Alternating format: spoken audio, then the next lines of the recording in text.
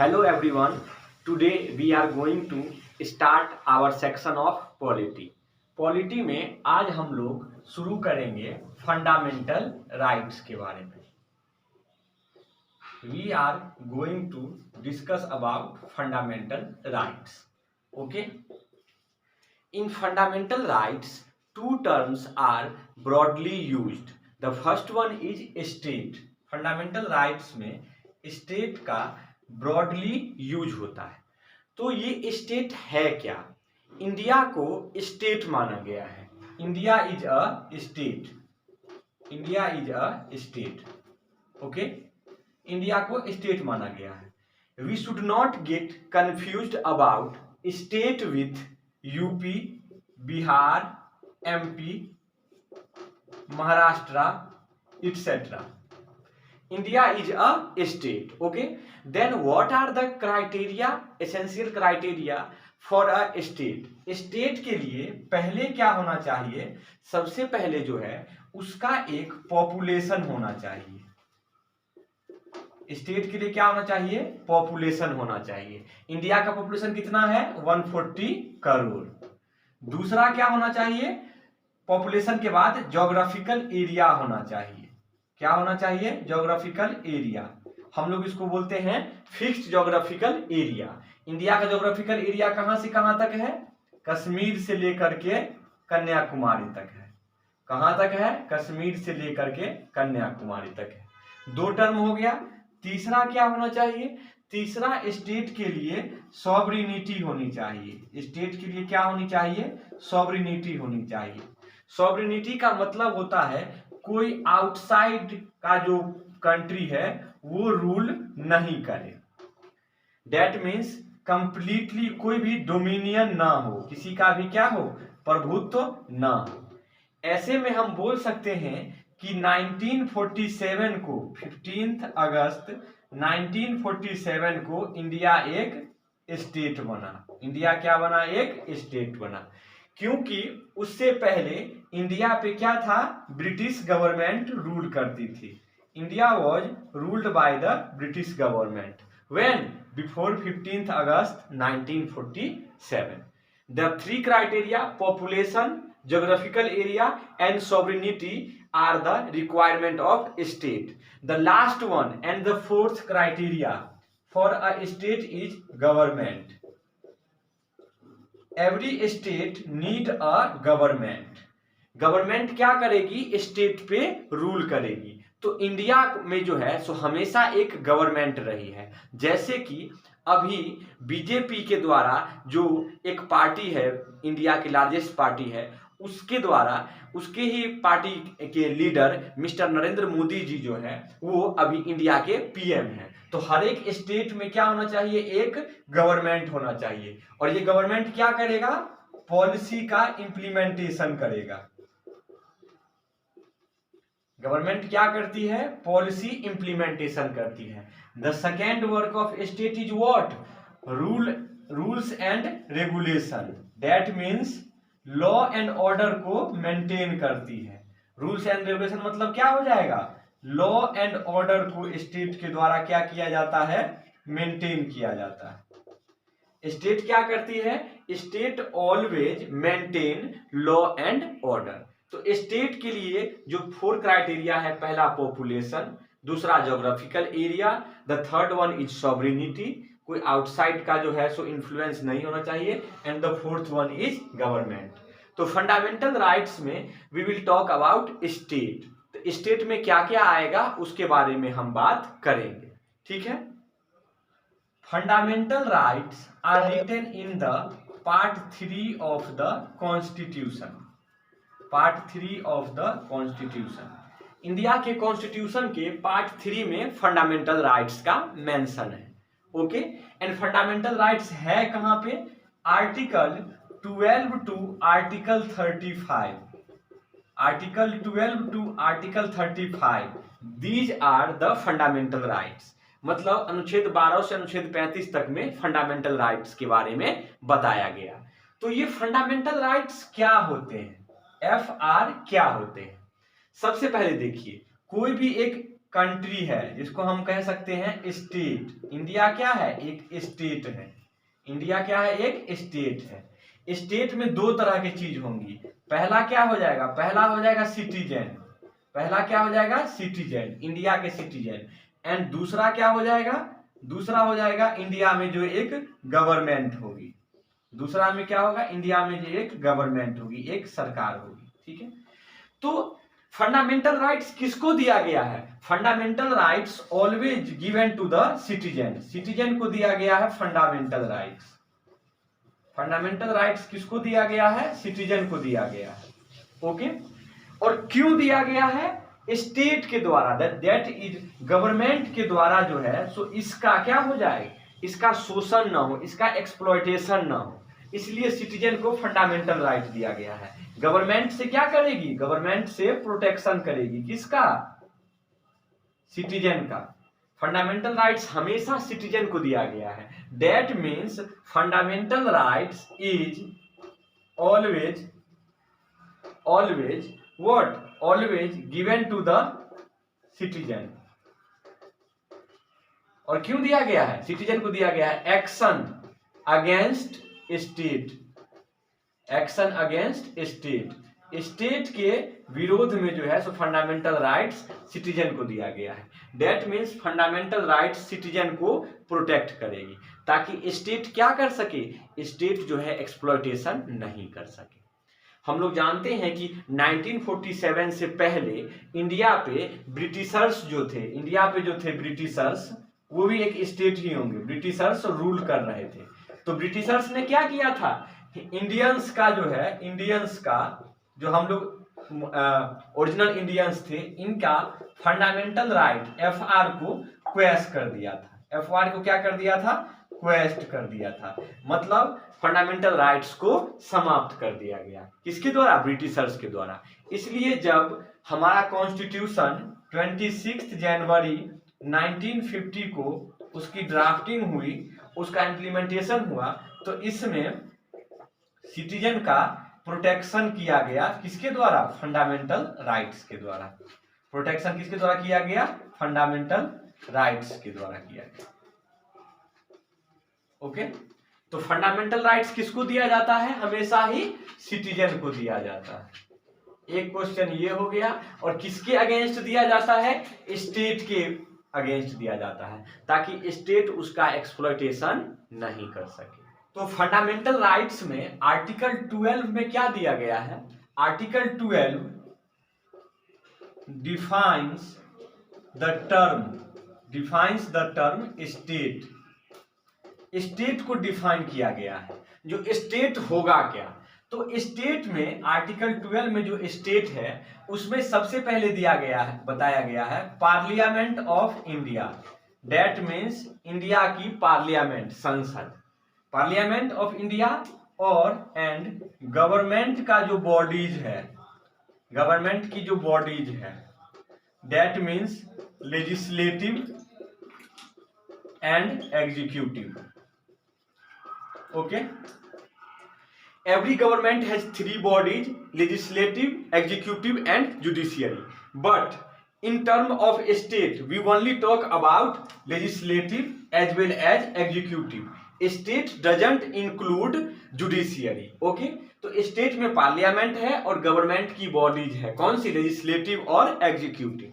तो पार्लियामेंट कहां पे होगी? सेंट्रल में होगी। तो ये कहां का है? तो ये लेजिस्लेटिव और एग्जीक्यूटिव कहां का हो जाएगा? सेंट्रल गवर्नमेंट का हो जाएगा। ठीक है, उसी तरीके से स्टेट गवर्नमेंट का, जैसे बिहार एक गवर्नमेंट है, यूपी एक गवर्नमेंट है, तो स्टेट गवर्नमेंट का भी जो बॉडी है लेजिस्लेटिव एंड एग्जीक्यूटिव, वो भी स्टेट में आएगा। लेजिस्लेटिव में क्या होते हैं? वो जो विधानसभा के सदस्य होते हैं, और यहाँ पे क्या हो जाएंगे? लोकसभा के सदस्य होते हैं। और यहाँ एग्जीक्यूटिव में कौन होते हैं? एग्जीक्यूटिव में आ जाते हैं लेजिस्लेटिव के ही मेंबर आते हैं पार्लियामेंट्री गवर्नमेंट में, लेकिन वो मेंबर आते हैं जो कि क्या हो सकते हैं? एक तो इलेक्टेड भी होते हैं जो कि मिनिस्टर होते हैं, और दूसरा होता है एडमिनिस्ट्रेशन वाला। तो स्टेट में आएगा पार्लियामेंट और स्टेट गवर्नमेंट, सेंट्रल गवर्नमेंट। तीसरा आ जाता है local authority. Local authority and administration, प्रशासनिक कार्यपालिका, जिसमें क्या आ जाएंगे, जिसमें कानून वाली संस्था आ जाएंगे, जैसे आ जाएंगे डीजीपी हो गए, कमिश्नर हो गए, ठीक है ना, कमिश्नर हो गए, चीफ सेक्रेटरी हो गए, उसी तरीके से आईपीएस हो गए, एसपी, डीएम हो गए, ठीक है ना, आईआरएस हो गए, ठीक है, एसडीएम हो गए, ये सब किसमें आ गया, स्टेट में आ गया। एक टर्म में यूनिवर्सिटी को भी स्टेट में बताया गया। सिंपल वर्ड्स में स्टेट में गवर्नमेंट की बॉडी जाती है। जो भी आपको लगता है कि सरकारी तंत्र है, सरकार की जो पॉलिसी को इम्प्लीमेंट करवाने में हेल्प करवा रहा है या जो पॉलिसी बना रहा है, वो सब स्टेट में आता है। तो हमें बताया गया है कि स्टेट में क्या क्या आएगा। तो स्टेट का जो एक्शन होगा, स्टेट का जो एक्शन होगा, उससे हमें क्या चाहिए, प्रोटेक्शन चाहिए। और वो प्रोटेक्शन जो है सो कहां पर मिलता है, फंडामेंटल राइट में मिलता है। स्टेट के अगेंस्ट फंडामेंटल राइट या एफआर में मिलता है। Now we are going to talk about article 13। Article 13 states that article 13 states that if any law and any rule implemented by the government is non-constitutional, then Supreme Court by using Article 32 and High Court by using Article 226 will quash the law. That means अगर कोई भी ऐसा law जो कि state के द्वारा बनाया जाता है, जो कि नॉन कॉन्स्टिट्यूशनल है, जो कि कैसा है, असंवैधानिक है, तो सुप्रीम कोर्ट आर्टिकल 32 के द्वारा और हाई कोर्ट आर्टिकल 26 के तहत उस लॉ को क्या कर सकती है, क्वैश कर सकती है, उस लॉ को क्या कर सकती है, एब्रोगेट कर सकती है। जैसे इंडिया में कोई भी गवर्नमेंट मेजॉरिटी में आकर के यह नहीं बोल सकती है कि वीमेन को जो वोट देने का राइट है, वीमेन को जो वोट देने का राइट है, उसको हम क्या कर देंगे, क्वैश कर देंगे, कैंसिल कर देंगे, ठीक है। महिलाएं वोट नहीं दे सकती है। या फिर क्या हो सकता है, या फिर कोई एक कम्युनिटी है, लेट सपोज मुस्लिम है, लेट सपोज माइनॉरिटी है, लेट सपोज दलित है, ठीक है ना, लेट सपोज दलित है, उनको क्या किया जाएगा, उनको जो है सो गवर्नमेंट फैसिलिटीज नहीं दी जाएगी, उनको क्या है, गवर्नमेंट फैसिलिटीज नहीं दी जाएगी। ऐसा कोई गवर्नमेंट करता है तो वो क्या हो जाएगा, ऐसा ऑर्डर जो है सो कैंसिल कर दिया जाएगा। किसके द्वारा, high court as well as supreme court के द्वारा। क्योंकि इंडिया में क्या है, एक बेसिक स्ट्रक्चर की बात की गई है। कॉन्स्टिट्यूशन में किसकी बात की गई है, प्रीएम्बल में बेसिक स्ट्रक्चर की बात की गई है, जिसमें क्या है, इंडिया डेमोक्रेटिक है। बेसिक स्ट्रक्चर की हम बात करते हैं, संविधान का मूल संहिता, बेसिक स्ट्रक्चर। बेसिक स्ट्रक्चर में क्या आता है, सबसे पहले बेसिक स्ट्रक्चर में डेमोक्रेटिक है इंडिया, दूसरा क्या है, रिपब्लिक है, तीसरा क्या है, सोशलिस्ट है, उसके बाद क्या है, सेकुलर है। मतलब इंडिया में हमेशा डेमोक्रेसी बनी रहेगी, रिपब्लिक स्टेट रहेगा, वहां पे सोशलिज्म है और सेकुलरिज्म है, किसी भी तरीके का धार्मिक भेदभाव नहीं किया जा सकता है। इन सब के अलावा सोशल, पॉलिटिकल और इकोनॉमिक जस्टिस की बात की गई है। सोशल जस्टिस, पॉलिटिकल जस्टिस और इकोनॉमिक जस्टिस की बात की गई है। कॉन्स्टिट्यूशन का बेसिक स्ट्रक्चर, दैट मीन्स कोई भी गवर्नमेंट, जैसे कि अगर राइट विंग की गवर्नमेंट है या लेफ्ट विंग की गवर्नमेंट है, पावर में आकर के जो है सो बेसिक स्ट्रक्चर को वायलेट नहीं कर सकती है। अगर वो ऐसा करेगी तो सुप्रीम कोर्ट आर्टिकल 32 के तहत, आर्टिकल 32 में क्या होता है, रिट्स होता है, या हाई कोर्ट आर्टिकल 226 के तहत रिट इशू करेगी और वैसे ऑर्डर को क्या कर देगी, कैंसिल कर देगी। ये किसमें बताया गया है, आर्टिकल 13 में बताया गया है। Okay, now we are going to talk about article 14। Article 14 में बताया गया है इक्वेलिटी बिफोर लॉ एंड दूसरा क्या है equal protection of law.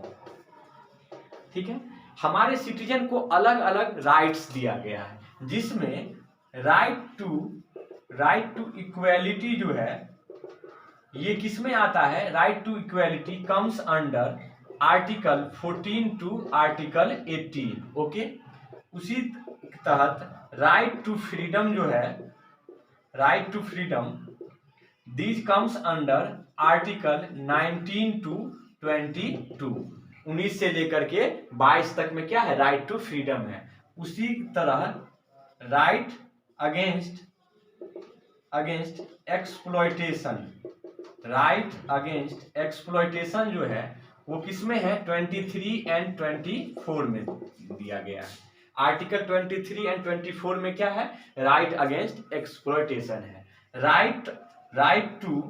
Right to religious freedom, right to religious freedom comes under article 25 to article 28। Okay, again right to cultural identity, culture के protection की, अपने अपने कल्चर की, और क्या हो जाते हैं एजुकेशनल आइडेंटिटी, शिक्षा और संस्कृति का जो अधिकार है वो किस में दिया गया है, 29 एंड 30 में दिया गया है। ओके, उसी तरीके से पहले एक था article 31 right to property. Article 31 जो था वो है right to property, that means संपत्ति का अधिकार। लेकिन इसको 44th कॉन्स्टिट्यूशनल अमेंडमेंट 1978 के द्वारा क्या कर दिया गया, क्वेश कर दिया गया। मतलब अब प्रॉपर्टी का जो राइट है वो फंडामेंटल राइट्स में नहीं आएगा। ये लीगल राइट्स में आता है लेकिन फंडामेंटल राइट्स में नहीं आएगा। अगर फंडामेंटल राइट्स का वायलेशन होता है तो हम डायरेक्ट सुप्रीम कोर्ट जा सकते हैं। लेकिन अब राइट टू प्रॉपर्टी आर्टिकल 31 के तहत फंडामेंटल राइट्स में नहीं है, इसलिए गवर्नमेंट अगर हमारी लैंड को सीज करती है तो हम सुप्रीम कोर्ट नहीं जा सकते हैं। हमें कहाँ जाना होगा, हमें सबसे पहले लोअर कोर्ट जाना होगा, फिर हाई कोर्ट जाएंगे, फिर सुप्रीम कोर्ट जाएंगे। लेकिन इन सब राइट में अगर हमारे साथ कभी भी क्या होता है, हमारे साथ इक्वलिटी नहीं किया जा रहा है, मैन एंड वीमेन में क्या किया जा रहा है, डिफरेंस किया जा रहा है, डिस्क्रिमिनेशन किया जा रहा है, हमें freedom of speech and expression नहीं मिल रहा है, तो हम डायरेक्ट कहां जा सकते हैं, सुप्रीम कोर्ट जा सकते हैं। ओके, डायरेक्ट सुप्रीम कोर्ट जा सकते हैं।